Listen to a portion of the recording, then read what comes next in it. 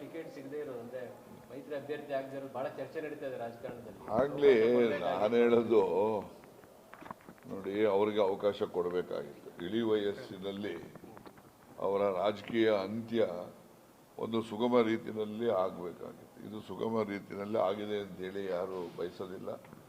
ಇದು ನಾನು ಹೇಳ್ತಕ್ಕಂಥದ್ದು ಅದು JDS ಪಕ್ಷಕ್ಕೆ ಮಾಡಿರ್ತಕ್ಕಂಥ ಅವಮಾನ ಅಂತೇಳಿ ನಾನು ಭಾವಿಸಿದ್ದೇನೆ.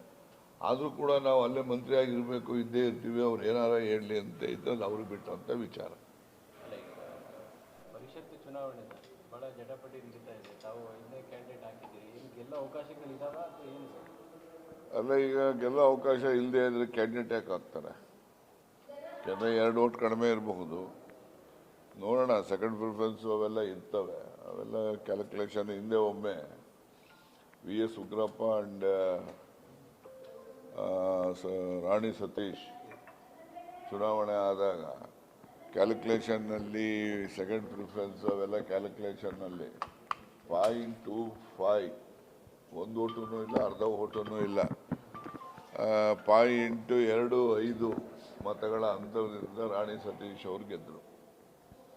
ಹಾಗಾಗಿ ಈ ಪ್ರಿಫರೆನ್ಷಿಯಲ್ ವೋಟಿಂಗ್ ಇದರಲ್ಲಿ ಅದು ಯಾವ ರೀತಿ ಆಗುತ್ತೆ ಅಂತೇಳಿ ಯಾರು ಊಹೆನೆ ಮಾಡಲಿಕ್ಕಾಗಲ್ಲ.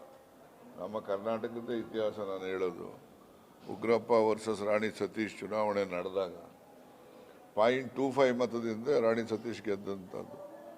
1 ಓಟೂ ಅಲ್ಲ, ಅರ್ಧ ಓಟೂ ಅಲ್ಲ, 0.25 ಅಂತ ಕಾಲು ಓಟಲ್ಲಿ ಗೆದ್ದಂಥದ್ದು. ಅದರಿಂದ ಕ್ಯಾಲ್ಕುಲೇಷನಲ್ಲಿ ಸೆಕೆಂಡ್ ಪ್ರಿಫರೆನ್ಸು ಅದು ಇದೆಲ್ಲ ಇದೆಯಲ್ಲ, ಅದರಲ್ಲಿ ನಾವು ಗೆಲ್ತೇವೆ ಅಂತಕ್ಕಂಥ ವಿಶ್ವಾಸ ಇದೆ. ಅದಕ್ಕೋಸ್ಕರ ಅಭ್ಯರ್ಥಿಯನ್ನು ಹಾಕಿದ್ದಾರೆ. ಮೈತ್ರಿ ಈ ಕಾರಣದಿಂದಾಗಿ ಏನಾದರೂ ಹೆಚ್ಚು ಕಮ್ಮಿ ಆಗುವ ಅವಕಾಶಗಳಿದಾವ? ರಾಜಕಾರಣದಲ್ಲಿ ಯಾವುದೇನು ಬೇಕಾದ್ರೂ ಆಗ್ಬೋದು. ಕಳೆದ ಬಾರಿ ಕಾಂಗ್ರೆಸ್ ಸಪೋರ್ಟ್ ಮಾಡಿ ಅವ್ರನ್ನ ಆಯ್ಕೆ ಮಾಡಿದ್ರಿ. ಹೌದು, ಕಾಂಗ್ರೆಸ್ಸಿಂದಲೇ ಮಾತಾಡಿರಲಿಲ್ಲ ರಾಜ್ಯಸಭೆಗೆ. ಪಾಪ ಅವರು ಜಾಸ್ತಿ ಆಗಿತ್ತು. ಅವರು ಲೆಕ್ಕ ಹಾಕಿರ್ಬೋದು. ದೇವೇಗೌಡರನ್ನ ಗೆಲ್ಲಿಸಿದವ್ರು ಕಾಂಗ್ರೆಸ್ನವರು ಬಂದು ನಮ್ಮ ಪರ ಮಾತಾಡ್ತಿದ್ರು. ಈಗ ನಾವು ಗೆಲ್ಸೋದೇನೋ ಅವ್ರ ಪರ ಮಾತಾಡ್ಬೋದೇನೋ ಅಂತೇಳಿ BJP ಅವ್ರಿಗೆ ಏನಾದ್ರು ಅನುಮಾನ ಬಂದು ತಪ್ಪಿಸಿರ್ಬೋದು. ಸಚಿವ ಸ್ಥಾನದಲ್ಲಿ ಸರ್ ಈಗ ಖಾತೆ ವಿಚಾರವಾಗಿ ಕೃಷ್ಣ ಬೈರೇಗೌಡರು ಆಯಿತು, ಕೃಷ್ಣ ಬೈರೇಗೌಡರು ಹೇಳಿದ್ರಲ್ಲ, BDA BMRDA ಇಲ್ಲದೆ ಇದ್ದ ಮೇಲೆ ಅದು ಅಪೂರ್ವವಾದಂಥ ಖಾತೆ, ಅದ್ರ ಬಗ್ಗೆ ನಾನು ಚಾರ್ಜ್ ವಹಿಸ್ಕೊಳ್ತಕ್ಕಂಥದ್ದಕ್ಕೆ ಯೋಚನೆ ಮಾಡ್ತೀನಿ ಅಂತ ಹೇಳಿದ್ದಾರೆ. ನಾನು ಪತ್ರಿಕೆನಲ್ಲಿ ನೋಡಿದೆ ಇವತ್ತೆಲ್ಲ.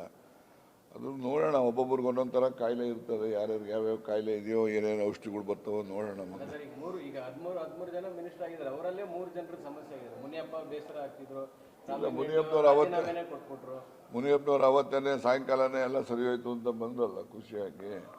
ಅದರಿಂದ ಮುನಿಯಪ್ಪನವ್ರಿಗೆ ಅವ್ರು ಇದ್ದ ಖಾತೆನೇ ಕೊಟ್ಟಿದ್ದಾರೆ, ಅದರಲ್ಲಿ ಏನು ಹೊಸದೇನಿದೆ.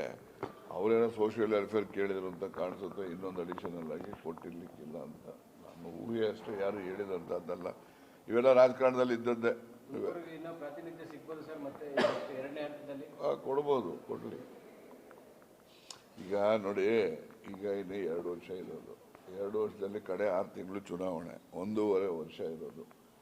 ಈಗ ಗುಡ್ ಗವರ್ನೆನ್ಸ್ ಕೊಡಬೇಕು, ಮತ್ತು ಪಾರ್ಟಿನೂ ಸೆನ್ಸಿಟೈಸ್ ಮಾಡಿದ್ರೆ 2028ಗೆ ನಾವು ಚುನಾವಣೆ ಮಾಡಲಿಕ್ಕೆ ಸುಲಭ ಆಗ್ತದೆ. ಗುಡ್ ಗವರ್ನೆನ್ಸ್ ಕೂಡ ಇರಬೇಕು, ಪಾರ್ಟಿನೂ ಕೂಡ ಸೆನ್ಸಿಟೈಸ್ ಮಾಡಿದ್ರೆ 2028ಅಲ್ಲಿ ಮತ್ತೆ ಬರ್ತೀವಿ. ಅದು ಮಾಡಲಿಲ್ಲ ಅಂತ ಹೇಳಿದ್ರೆ ಮುಂದೆ ಏನಾಗ್ತದೆ ಜನರ ಕೈಲಿ ಇರ್ತಕ್ಕಂಥದ್ದು ಯೋಚನೆ ಮಾಡೋಣ. ಸಿದ್ದರಾಮಯ್ಯ ಅವರು ಇಳಿದಿರೋ ಕಾರಣಕ್ಕಾಗಿ DCMಗಳು ಸಮುದಾಯವಾರು ಕೊಡಬೇಕು ಅನ್ನೋ ಡಿಮಾಂಡ್ಗಳು ಕೂಡ ಇದೆ. ಇಲ್ಲ, ನಾನು ಎಲ್ಲ ಸಂದರ್ಭದಲ್ಲೂ ಒಂದು ಕನ್ಸಿಸ್ಟೆಂಟ್ ಸ್ಟ್ಯಾಂಡ್ ಇದೆ ನಂದು. DCMಗಳು ಮಾಡೋವಂಥ ಕಾಲದಲ್ಲಿ ಬೇರೆ ಬೇರೆ ವರ್ಗಗಳು ಯಾವಿದ್ದಾವೆ, ಈಗ SCಗಳಿರ್ಬೋದು, ಮೈನಾರಿಟಿ ಇರ್ಬೋದು. ಈಗ ಇವರು ಮೇಜರ್ ಕಮ್ಯುನಿಟಿಗಳಿಂದ ಒಂದು ಬ್ಯಾಕ್ವರ್ಡ್ ಕ್ಲಾಸ್, ಈಗೆಲ್ಲ ಶೆಡ್ಯೂಲ್ ಕಾಸ್ಟ್ ಕೊಟ್ಟಿದ್ದಾರೆ. ಒಂದು ಬ್ಯಾಕ್ವರ್ಡ್ ಕ್ಲಾಸಸ್ಗೆ, ಒಂದು ಶೆಡ್ಯೂಲ್ ಕಾಸ್ಟ್ಗೆ, ಒಂದು ಮೈನಾರಿಟಿಗೆ ಕೊಡಬೇಕು ಅನ್ನೋದು ಮೊದಲಿಂದನೂ ವಾದ ಇದೆ. ಇವತ್ತು ಆ ವಾದಕ್ಕೆ ನಾನು ಬದ್ಧ ಇದೆ. ನಾನು ಇಲ್ವೇ ಇಲ್ವಲ್ಲ, ನಾನು ರೇಸಲ್ಲೂ ಇಲ್ಲ, ನಾನು ಕೇಳೂ ಇಲ್ಲಲ್ಲ. ನಿಮ್ಮ ಸ್ನೇಹಿತರು ಸರ್ ನಿನ್ನೆ ಭಾಳ ಬೇಜಾರು ತೋಡ್ಕೊಂಡಿದ್ದಾರೆ, 3 ಸಲ CM ಆಗೋ ಅವಕಾಶ ಇತ್ತು ನನಗೆ ತಪ್ಪು ಅಂತ. ಅದೇ ರೀ, ಒಬ್ಬೊಬ್ರಿಗೆ ಒಂದೊಂದು ಥರ ಕಾಯಿಲೆಗಳು ಇರ್ತವೆ. ಎಲ್ಲರಿಗೂ ಒಂದೇ ಕಾಯಿಲೆ ಬರ್ತಾರ? ಒಬ್ಬೊಬ್ರಿಗೆ ಒಂದೊಂದು ಕಾಯಿಲೆಗಳು ಇರ್ತವೆ. ಇಲ್ಲೇ ಅದು ಅವ್ರು ಹೇಳಿರ್ತಕ್ಕಂಥ ಬೇಸರದಿಂದ ಹೇಳಿದ್ದಾರೆ, ನಮ್ಮದು ಕೂಡ ಸಹಮತ ಇದೆ. ನಾನು ಹೇಳೋದಲ್ಲ, 2013ರಲ್ಲಿ ಅವ್ರು ಗೆದ್ದಿದ್ರೆ ಅವರೇ ಮುಖ್ಯಮಂತ್ರಿ ಆಗ್ತಾ ಇದ್ರು, ಗೆಲ್ಲಿಲ್ಲ. ಅದಕ್ಕೆ ಏನು ಮಾಡೋಕ್ಕಾಗ್ತದೆ? DK ಶಿವಕುಮಾರ್ ಅವರಿಗೆ ಇವಾಗ ಸಾಕಷ್ಟು ಸವಾಲು. ಒಂದ್ ಕಡೆ ಎಲೆಕ್ಷನ್ ನಡೆಸಬೇಕು, ಇವಾಗ GB ಎಲೆಕ್ಷನ್ ಇದೆ, ಮುಂದೆ 28ರ ಎಲೆಕ್ಷನ್ ಇದೆ. ಈಗ ಚುನಾವಣೆಗಳ ಸರದಿ ಸಾಲು ಬರ್ತಾ ಇದ್ದಾವೆ.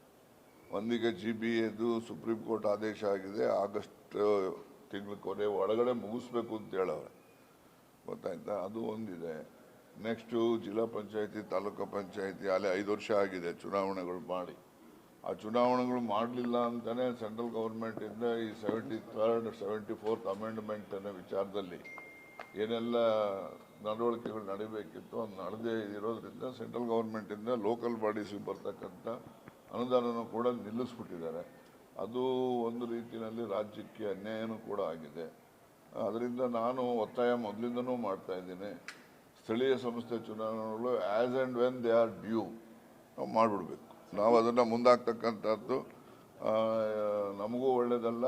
ಮತ್ತು ಪ್ರಜಾಪ್ರಭುತ್ವ ವ್ಯವಸ್ಥೆಯಲ್ಲಿ ಯಾವತ್ತೂ ಜನರಿಂದ ಆಳ್ವಿಕೆ ನಡಿಬೇಕೇ ಹೊರತು ಅಧಿಕಾರಿಗಳಿಂದ ಆಳ್ವಿಕೆ ನಡಿಬಾರ್ದು. ಸರ್, DK ಶಿವಕುಮಾರ್ ಅವರಿಗೆ ಇವಾಗ ಸಾಕಷ್ಟು ಸವಾಲಿದೆ. ಯಾಕಂದ್ರೆ ಹಿರಿಯರನ್ನ ಜೊತೆ ಕರ್ಕೊಂಡು ಹೋಗ್ಬೇಕು, ಇರೋದ್ರಲ್ಲಿ 2 ವರ್ಷ ಕೆಲವೊಬ್ರು ಮುನಿಸ್ಕೊಳ್ತಾ ಇದ್ದಾರೆ. ಯಾರು ಮುನಿಸ್ಕೊಳ್ಳೋರು ಯಾರಿಲ್ಲ. ಈಗೆಲ್ಲ ನೋಡಿ, ಈ ಡಿಸೆಂಬರ್ ಕಳೆದ ಮೇಲೆ ಎಲ್ಲ ಚುನಾವಣೆ ಕಡೆ ಗಮನ ಹೊರಟೋಗ್ತದೆ. ಎಲ್ಲ MLAಗಳೆಲ್ಲ ಕಾನ್ಸ್ಟಿಟ್ಯೂನ್ಸಿಯಲ್ಲಿ ಇಲ್ಲಿ ನೋಡೋಕೆ ಹೋಗ್ತಾರೆ ಹೊರತು ಇಲ್ಲಿ ರಾಜಕಾರಣ ಮಾಡೋಕ್ಕೆ ಬೇರೆದು ಮಾಡಲಿಕ್ಕೆ ಅವ್ರಿಗೆಲ್ಲ ಯೋಚನೆ ಮಾಡಲಿಕ್ಕೂ ಸಮಯ ಇರೋದಿಲ್ಲ. ಸೊ ಅದರಿಂದ ಎಲ್ಲ ಚುನಾವಣೆಗಳು ಈಗ ZP TPS ಎಲೆಕ್ಷನ್ ಬಂದಾಗ ಎಲ್ಲ MLAಗಳು ಇನ್ವಾಲ್ವ್ ಆಗಲೇಬೇಕು. ಈಗ ಬ್ಯಾಂಗ್ಳೂರು ಕಾರ್ಪೊರೇಷನ್ ಬಂದರೆ ಸುಮಾರು ಇಲ್ಲಿ 28 ಜನ MLAಗಳಿದ್ದಾರೆ. 28 ಜನ MLA irrespective of their party they have to concentrate on their constituencies. Next election ಇವರೆಲ್ಲ ಗೆಲ್ಲಬೇಕು ಅಂದರೆ ಅವರೆಲ್ಲ ಗೆಲ್ಲಬೇಕು ಅವರು. ಹಾಗಾಗಿ ಕಾರ್ಪೊರೇಷನ್ ಎಲೆಕ್ಷನ್ಸು ಇದ್ರದ್ದು ಅಷ್ಟೇ. ನೆಕ್ಸ್ಟ್